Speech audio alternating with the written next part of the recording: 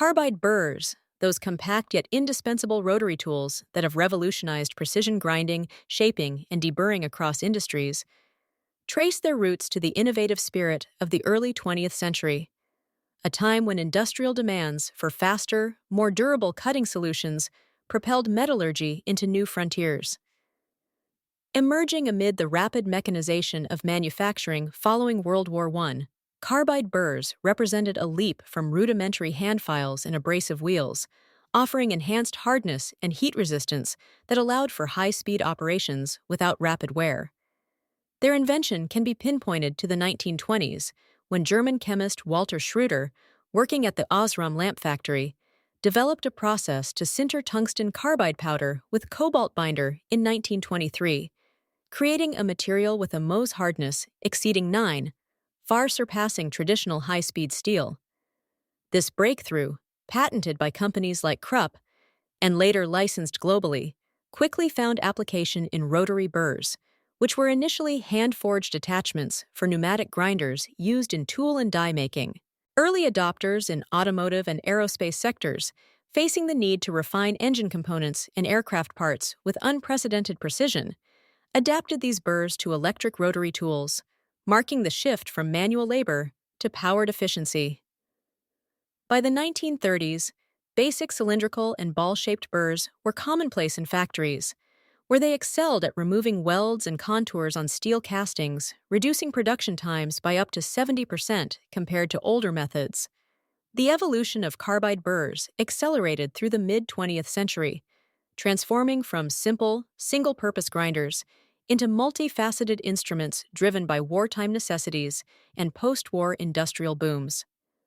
During World War II, the urgency for mass-producing armaments spurred refinements in burr design, with American and European manufacturers like Carborundum and Norton introducing standardized shank sizes 1/8 inch and 1/4 inch for compatibility with emerging die grinders, enabling workers to deburr tank treads and aircraft fuselages with minimal vibration.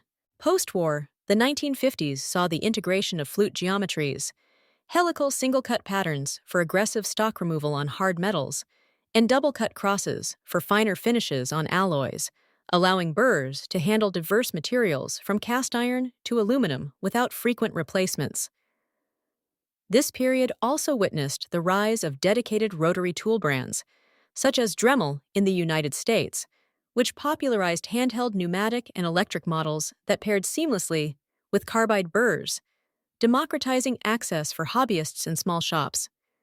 By the 1960s, as global trade expanded, burrs evolved beyond basic shapes to include specialized forms like tree and flame profiles. Tailored for contouring in the burgeoning plastics and woodworking industries, where their durability prevented splintering or melting that plagued softer abrasives.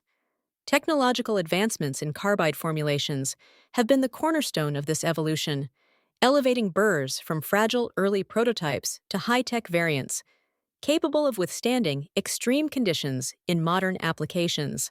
The original tungsten carbide cobalt matrix, while revolutionary, suffered from brittleness under impact, prompting researchers in the 1970s to experiment with micrograin structures, reducing cobalt content to 6 to 10%, and refining particle sizes to submicron levels for a denser, tougher composite that resisted chipping during high RPM operations up to 30,000 revolutions per minute.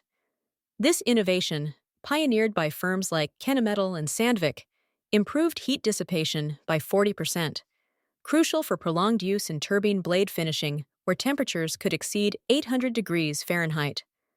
The 1980s brought chemical vapor deposition, CVD, coatings, layering titanium nitride or aluminum oxide onto the carbide surface to enhance lubricity and wear resistance, allowing burrs to cut gummy materials like titanium alloys without built-up edges that dulled traditional tools. By the 1990s, advancements in powder metallurgy enabled hybrid formulations incorporating tantalum or niobium carbides, boosting corrosion resistance for marine and chemical processing environments, while computer-aided design, CAD, facilitated custom flute angles optimized for specific tasks, such as 15-degree rakes for efficient chip evacuation in stainless steel grinding. Entering the 21st century, carbide burrs have fully embraced digital integration and sustainability, evolving into smart tools that align with Industry 4.0 paradigms and eco-conscious manufacturing.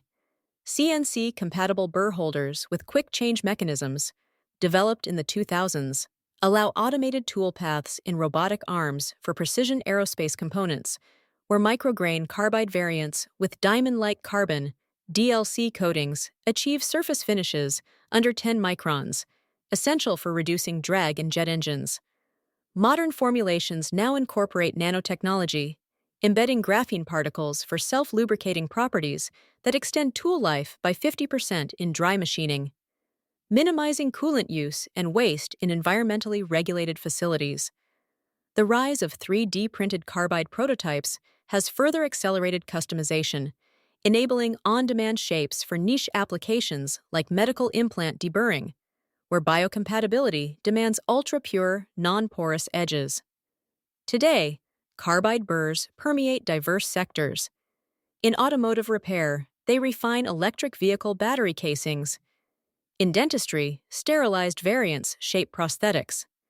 And in artistry, they sculpt intricate wooden reliefs for custom furniture, blending historical robustness with cutting-edge precision. The journey of carbide burrs from their 1920s inception as basic grinders to today's high-tech marvels underscores a narrative of relentless innovation where each advancement has amplified human ingenuity in crafting the world around us. What began as a response to industrial bottlenecks has grown into a toolkit essential for sustainable, high-precision fabrication, promising future evolutions like AI-optimized formulations that predict wear in real-time or bio-based binders for greener production. As these tools continue to adapt, they not only honor their origins, but also pave the way for the next era of manufacturing excellence.